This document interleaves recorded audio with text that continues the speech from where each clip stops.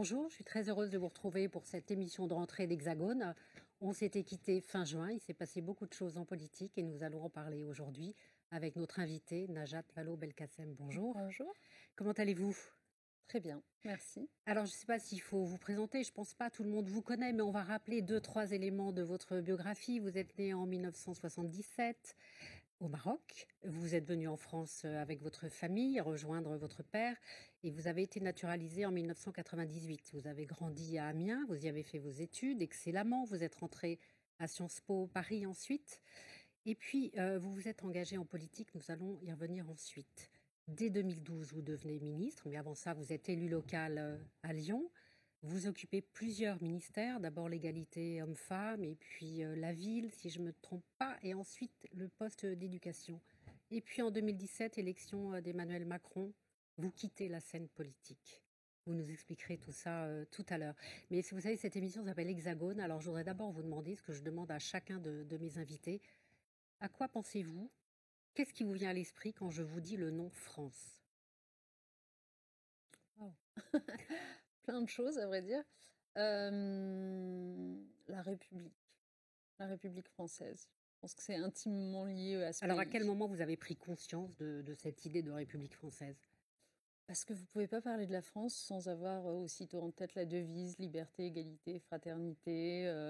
Je ne sais pas, c'est un ensemble de valeurs qui accompagnent ce pays. C'est l'universalisme, c'est les droits de l'homme, c'est tout ce qui fait qu'on y est attaché. Et donc, quel est votre rapport à la France aujourd'hui? Est-ce que vous pensez qu'il peut être différent du fait que vous soyez né dans un autre pays, que vous soyez né au Maroc? Je pense qu'il est à la fois plus intense, j'ai la faiblesse de le penser, c'est-à-dire que d'une certaine façon, on l'a choisi, ce pays, hein, c'est pas comme quand on est au hasard quelque part. Ma famille l'a choisi quand elle a pris la décision de le rejoindre. Nous, les enfants, en épousant sa langue, sa culture, ben, on a choisi tout cela aussi, même si on n'avait pas vraiment le choix, mais quand même, on avait un sens aigu de ce que signifiait l'éducation, parler le français, la littérature, etc. Donc oui, c'est une notion de choix, donc c'est intense. Et aussi exigeant d'une certaine façon le regard qu'on porte sur ce pays, précisément parce qu'on sait ce qu'on y a mis comme aspiration, comme espoir, et donc on cherche à l'améliorer en quelque sorte. Est-ce que c'est, vous dites, on cherche à l'améliorer, est-ce que c'est pour cette raison que vous êtes engagé en politique? Oui, je crois, et c'est pour cette raison aussi que ce soit en politique ou pas, parce qu'aujourd'hui je suis davantage dans l'univers associatif, mais c'est un autre type d'engagement. Il y a cette intranquillité qui me poursuit en fait, et ce depuis le plus jeune âge, parce que conscience de bien des dysfonctionnements. Précisément, le parcours de migration que vous évoquiez tout à l'heure, il vous impacte. De toute façon, tout ce qui se passe dans votre enfance vous impacte profondément et fait l'adulte que vous êtes. Et là, en l'occurrence, c'est un regard très lucide sur un certain nombre d'inégalités mondiales, hein, et Est-ce que c'est la raison pour laquelle vous vous engagez à gauche?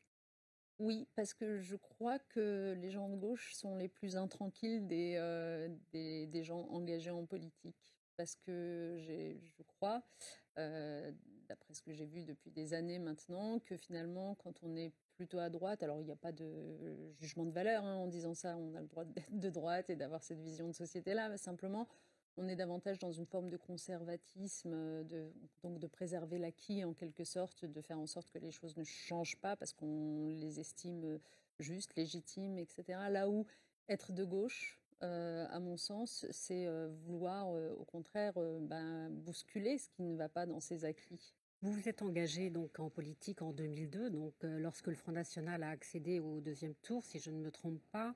À ce moment-là, il n'y avait pas de débat. Le Front National était hors champ républicain. Est-ce qu'aujourd'hui, le Rassemblement national est, selon vous, dans l'arc républicain? Moi, je vous répondrai non, ne serait-ce que parce que je vous ai rappelé la devise de la République française, liberté, égalité, fraternité, et qu'à partir du moment où on porte un projet politique discriminatoire, fait de préférences nationales, par exemple, on ne peut pas être considéré comme faisant partie de l'arc républicain. On entend en ce moment, alors vous aviez été soulagé lorsque la loi immigration qui avait été présentée sous Darmanin avait été en grande partie retoqué par le Conseil constitutionnel. Monsieur Retailleau s'apprête à présenter une nouvelle loi. Qu'est-ce que vous redoutez le plus en matière d'immigration? D'abord, je redoute beaucoup le temps perdu en débat assez vain finalement. Je suis très frappée de voir dans ce champ de l'immigration euh, notre capacité dans la conversation publique à remettre le couvert en permanence sur des sujets qui pourtant semblent avoir été tranchés. On en a pesé les pour, les contre. Vous voyez par exemple en ce moment dans le débat public s'invite à nouveau l'aide médicale d'État. Oui, on va en C'est parler et aussi de l'OQTF, hein. absolument. Et s'agissant de l'aide médicale d'État, c'est pas comme si il y a à peine 6 mois de cela, au moment du vote de la loi immigration, on n'avait pas déjà eu tous les tenants et aboutissants du sujet, des médecins par milliers qui s'étaient exprimés pour expliquer que ce serait catastrophique de la remettre en question, de la supprimer, des exemples étrangers, notamment l'Espagne, qui sont venus nous éclairer sur le fait que en fait, ça avait des conséquences extrêmement problématiques de la supprimer. Donc, si vous voulez, on pensait avoir refermé ce chapitre-là avec un consensus. Et en fait, il est réouvert avec une telle Vous facilité. savez combien de fois les lois immigration ont été touchées en 10 ans? 133 fois. Oui, vous 133 avez fois. raison, parce qu'on dit souvent il y a une trentaine de lois immigration qui ont été adoptées, mais Mais en voilà, fait, il y a eu des il y a retouches. eu des retouches, Ouais. donc de façon quasi permanente. Mais objectivement, est-ce il n'est pas temps quand même de retoucher quelques éléments? Prenons le cas de l'OQTF, on en parle beaucoup suite cette histoire malheureuse de meurtre de la jeune fille de Philippines. Est-ce qu'il y a des choses à changer? Est-ce qu'il faut allonger le temps de jours dans un centre de rétention? Est-ce qu'il faut augmenter les places dans les centres de rétention? 90 jours au maximum. La France est le pays qui a le temps minimum de rétention. Je pense que toutes ces questions peuvent être légitimes, évidemment, mais si on veut être efficace, en fait, le vrai sujet, c'est prenons les textes que nous avons déjà, les règles qui s'appliquent déjà, et voyons dans quelle mesure elles sont appliquées. Et en fait, cette évaluation-là, elle n'est quasiment jamais faite. Alors, elle a été faite par la Cour des comptes. Il y a un rapport formidable qui date du mois de janvier ou mars 2024 et qui vraiment fait le point de tout ça. On apprend dans son rapport, en fait, pourquoi les choses fonctionnent mal, simplement par faute de moyens la plupart C'est du ça. temps.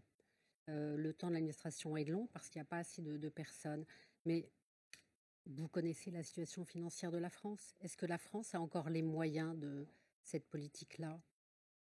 Mais vous savez, quelles que soient les difficultés budgétaires de la France, on se donne des priorités. Et je pense que le mot sécurité revient souvent dans les discours politiques de l'ancien gouvernement, de l'actuel gouvernement.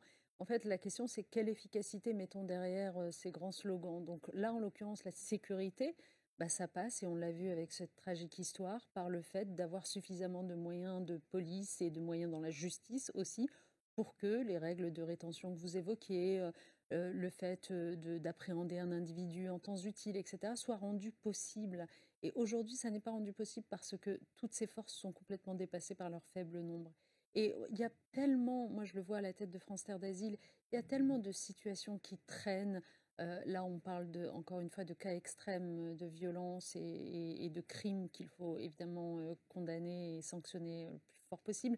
Mais même dans des cas administratifs, j'allais dire plus classiques et plus banals, euh, les demandes d'asile sont instruites dans des délais qui sont beaucoup trop longs. Donc en fait, les gens s'installent sur le territoire d'une certaine façon, dans une espèce d'attente, de flottement. Et puis après, quand la demande d'asile est refusée, les gens sont déjà là. C'est très compliqué de savoir ce qu'on va en faire. On ne met pas les moyens suffisants pour leur apprendre le français en temps utile. Donc, du coup, vous avez des gens qui ne parlent pas la langue du Oui, alors pays. vous le dites dans la mesure où on n'a pas les moyens, est-ce qu'effectivement il ne faut pas accélérer le nombre de reconduites? Mais de toute façon, moi, je pense que vous trouverez peu de personnes qui vous diront nous ne devons pas reconduire les personnes sous OQTF. C'est Enfin, je veux fini, dire, la gauche n'a plus d'angélisme en matière mais d'immigration. je ne suis même pas sûre qu'elle en ait jamais eu. Enfin, ce que nous disons, en revanche, pour que ce soit très clair, c'est regardons ce qu'on range derrière le mot obligation de quitter le territoire français. Ces OQTF, elles sont prononcées à l'égard de qui exactement? Et il se trouve, puisque vous évoquiez des rapports, que de nombreux rapports démontrent que nous sommes le pays européen qui en délivre le plus, 135 000 par an à peu près. C'est beaucoup plus qu'en Allemagne, par exemple, en Espagne, C'est 30 etc. 000 en Allemagne. Oui. Absolument. Donc, en fait, on en délivre tellement que, par définition, on en délivre, y compris contre des gens dont c'était peut-être pas la première urgence que de leur imposer une OQTF, parce que, par exemple, un étudiant qui n'a pas encore fait la démonstration qu'il a eu son diplôme, etc., est-ce qu'il faut mettre tout de suite une OQTF? En revanche, un criminel, un délinquant, quelqu'un dont clairement on ne veut pas, pour des raisons légitimes, oui, il faut mettre des OQTF. Et si on avait moins d'OQTF délivrés, je crois qu'on serait plus efficace dans l'exécution de ces OQTF. On va voir ce que présente le débat. Vous avez vu, il y a un nouveau gouvernement, plutôt à droite. Est-ce que vous vous dites, à un moment, on a quand même raté quelque chose à gauche? On aurait peut-être pu avoir Bernard Cazeneuve. On l'a peut-être pas assez soutenu pour qu'il occupe le poste de Premier Non, ministre. non, je me dis vraiment pas ça parce que moi, je ne suis absolument pas dupe des manœuvres permanentes du président de la République. Enfin, je veux dire, On l'a quand même pas ouais, il trouvé très m'apparaît, soutenu par la gauche. mais il m'apparaît très clairement que depuis le début de cette histoire, le président de la République ne voulait pas voir la gauche, quelle qu'elle soit, quelle qu'en soit l'incarnation, exercer le pouvoir. Et pour une raison que j'arrive à comprendre intellectuellement, c'est-à-dire que, en fait, quelle était la force politique qui allait s'inscrire le plus en contradiction avec ce qu'avait réalisé jusqu'à présent Emmanuel Macron, et notamment en matière de politique économique, fiscale, sociale, c'était la gauche qui s'apprêtait à vouloir détricoter la réforme des retraites, la réforme de l'assurance chômage et tant d'autres, à revoir les règles de fiscalité.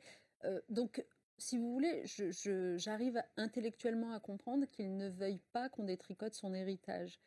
Mais ce faisant, il s'est joué des règles de la démocratie, parce qu'il n'a absolument pas écouté la voix des urnes, et il a finalement, dans son bureau, tout seul, fait le travail qui aurait dû être fait au Parlement, en toute transparence, de composition de coalition.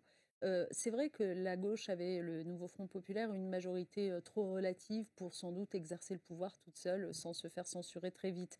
Mais c'était à elle que revenait de construire sa coalition avec qui l'aurait voulu au sein de l'Assemblée, Ça y n'a pas compris été des le cas. centristes.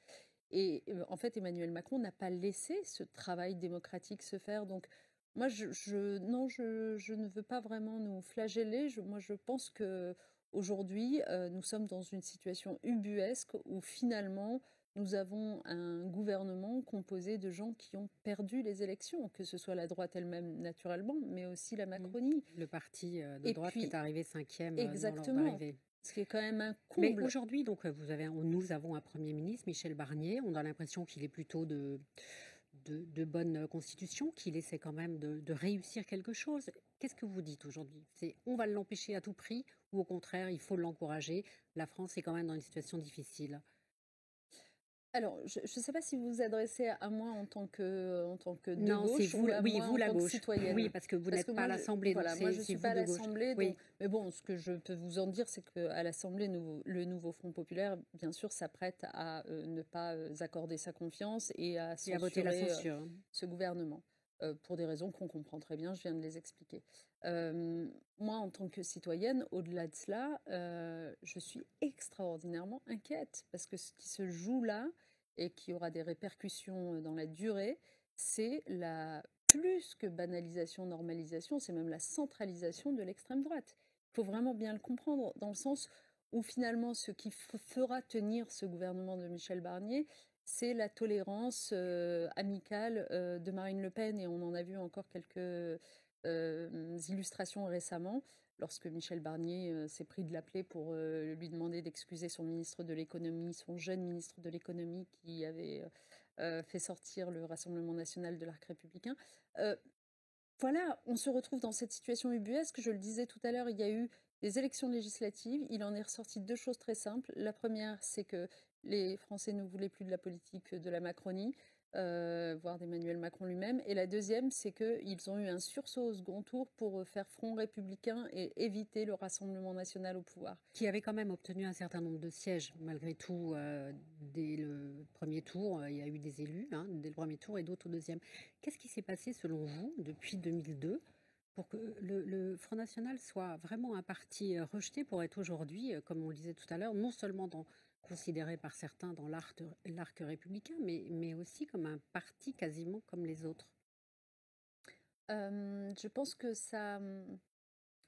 On parle souvent de la fenêtre d'Overton, l'ouverture de la fenêtre d'Overton. Il s'est passé ça, c'est-à-dire que sa normalisation est venue du fait que d'autres partis dits républicains se sont appropriés ces termes, sa rhétorique, son logiciel de pensée, au-delà des partis en question, Donc vous voulez dire notamment qu'à à force de droite. vouloir lui ressembler, Bien sûr, finalement, on le fait bah, monter? on amoindrit sa dangerosité, puisque finalement ça devient classique en fait. Par exemple, vous évoquiez Monsieur Retailleau tout à l'heure et les questions d'immigration. Le signe égal mis entre immigration et insécurité, c'est pas quelque chose si spontané que ça, de si normal que ça. En fait, la première fois qu'on en trouve trace dans notre débat public, c'est dans le discours de Nicolas Sarkozy à Grenoble, qui était dans les années 2000, je crois que ça devait être 2008. Ça a été pour moi les prémices d'une droite qui reprend à son compte, oui, cette rhétorique de l'extrême droite. Et petit à petit, ce signe égal entre ces deux termes, il s'est installé avec forces médias qui ont beaucoup manœuvré en la matière aussi. Et aujourd'hui, d'une certaine façon, ça fait partie des présupposés. Et donc, l'extrême droite, quand elle s'exprime sur le sujet, on n'a pas l'impression que ce soit scandaleux ce qu'elle dit, puisque d'autres le disent si souvent. Donc, je pense que c'est ça qui l'a normalisé depuis le début des années 2000. Alors, je voulais vous parler d'un sujet qui vous tient quand même très à cœur, puisque vous avez aussi écrit sur ce sujet, et je le disais, vous avez été ministre de l'Éducation, le ghetto scolaire, que vous avez écrit avec François Dubé. Est-ce qu'aujourd'hui, la France offre encore une égalité des chances?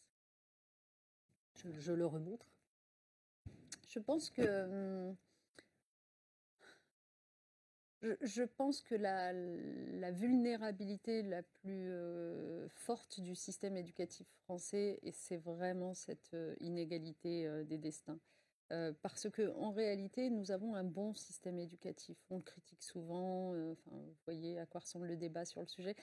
Il nous est quand même envié à l'étranger. Par contre, là où nous sommes franchement, Vous êtes sûr de ce que vous dites quand vous dites qu'il est envié à l'étranger? ouais, je le crois, je le Parce crois. qu'on n'est pas toujours les premiers dans les classements. Oui, je sais, mais vous voyez, par exemple, je discutais récemment avec un observateur américain et on comparait les systèmes scolaires américains et français.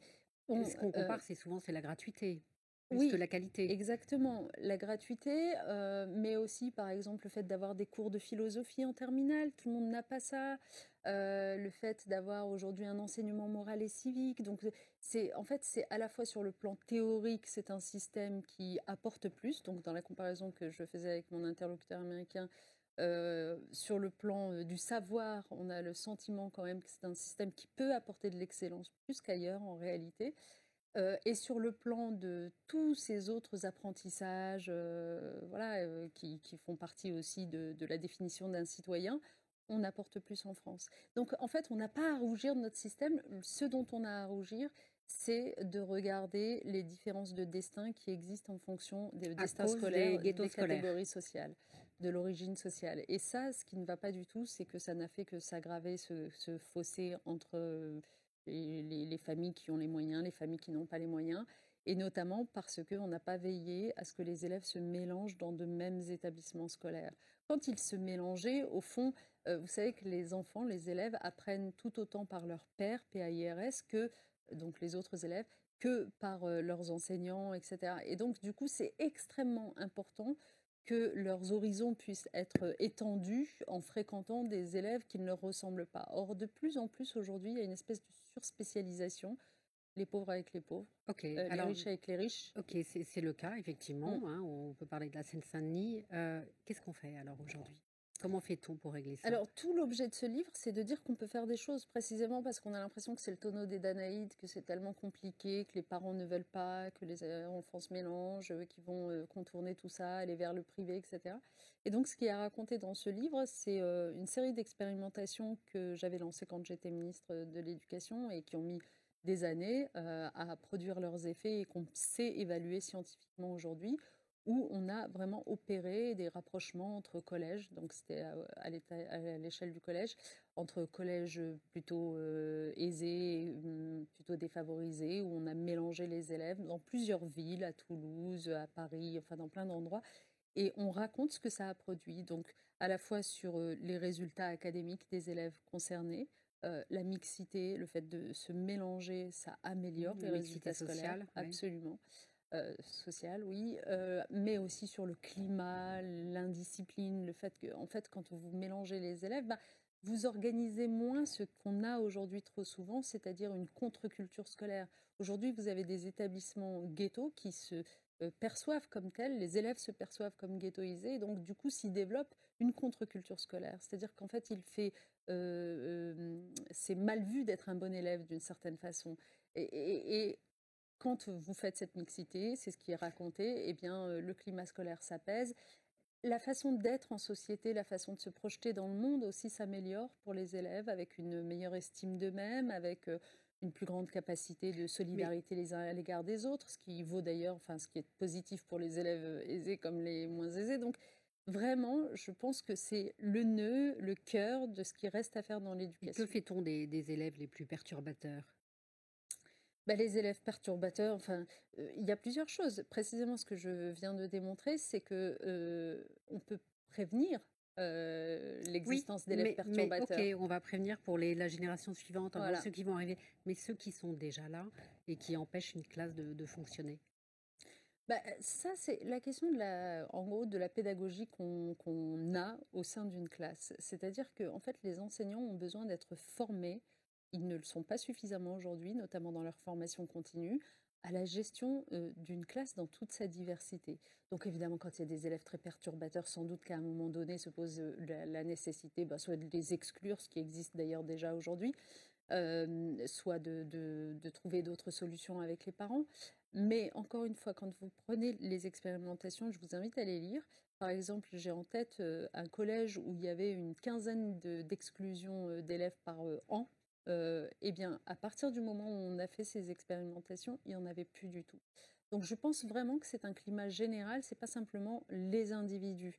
C'est dans quelle mesure est-ce que ces élèves arrivent à se projeter dans l'univers scolaire, à y trouver leur place, à se sentir pour de vrai respectés, ou est-ce que ben, on les lâche complètement? Mais en tout cas, pour revenir à cette pédagogie pour les enseignants et à laquelle il faut les former, moi, n'ai de cesse de dire que nous sommes dans un pays qui assiste à une baisse de la démographie scolaire. Donc, nous allons avoir Baisse d'ici de la démographie 2027. tout court. Ouais, Oui. mais de la démographie scolaire en particulier, on va avoir 500 000 élèves de moins d'ici 2027. Donc ça veut dire que ce sont des moyens qui vont être ben, permis dans l'éducation pour financer des choses qu'on ne finançait pas Ça, jusqu'à présent. je pense que c'est dans vos rêves parce que le nombre de Ouais, professeurs va baisser. soit on fait des économies, voilà, c'est ce que s'apprête à faire ce gouvernement, soit on se dit c'est le moment ou jamais à la fois de mieux rémunérer les Oui, enseignants, on sait après, que on c'est ne un peut vrai pas nier que sujet. les économies soient nécessaires avec un déficit qui va dépasser les 6% du Oui, PIB. mais la bonne façon de faire, c'est aussi de récupérer des recettes. Et là, on en vient à la politique fiscale que j'évoquais tout à l'heure. Mais moi, je pense qu'on ne peut pas laisser le système scolaire partir à volo encore une fois, ne formant pas suffisamment les enseignants, ne les rémunérant pas assez, se désolant chaque année de ne pas en trouver à la rentrée scolaire. Voilà, donc c'est aussi une question de moyens. C'est pas qu'une question de Donc, moyens. Le en tout cas, livre, ne pas baisser les moyens sur l'investissement sur voilà, l'avenir. Ouais. exactement, exactement. Et en fait, en formant les enseignants à gérer des classes diverses, eh bien, bah, on contribue aussi à remonter notre classement PISA. Parce qu'en fait, ce qui nous fait être bas dans le classement PISA, c'est l'énorme gap en termes de résultats scolaires qu'il y a entre les bons élèves et les mauvais élèves. Il y a un énorme, il est plus important que partout ailleurs. Donc en fait, occupons-nous aussi des élèves les plus éloignés de la réussite. C'est ça. Et du coup, ayons-en, pardon, ayons-en un peu dans toutes les classes, plutôt que de les concentrer ensemble et de se dire, ben, on n'investit plus sur eux. Si on en a un peu dans toutes les classes, que les professeurs sont formés à faire travailler de façon progressive chaque enfant dans leur classe, avec des classes moins chargées, je crois que c'est quand même ça le sens du progrès. Najat Vallaud-Belkacem, on le disait, donc vous êtes présidente de Terre d'Asile, vous dirigez toujours aussi l'ONG One. Je travaille en effet sur les questions de solidarité internationale.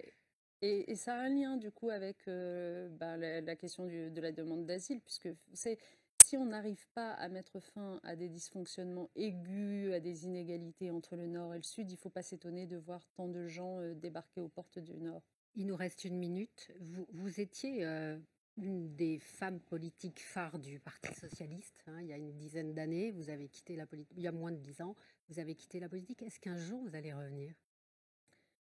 C'est très compliqué pour moi de répondre à cette question parce que j'ai pas l'impression de plus faire de politique. J'en fais, mais différemment. Je pense vraiment que d'abord la politique, il n'y a pas de raison qu'elle soit réservée à des gens avec des mandats électifs.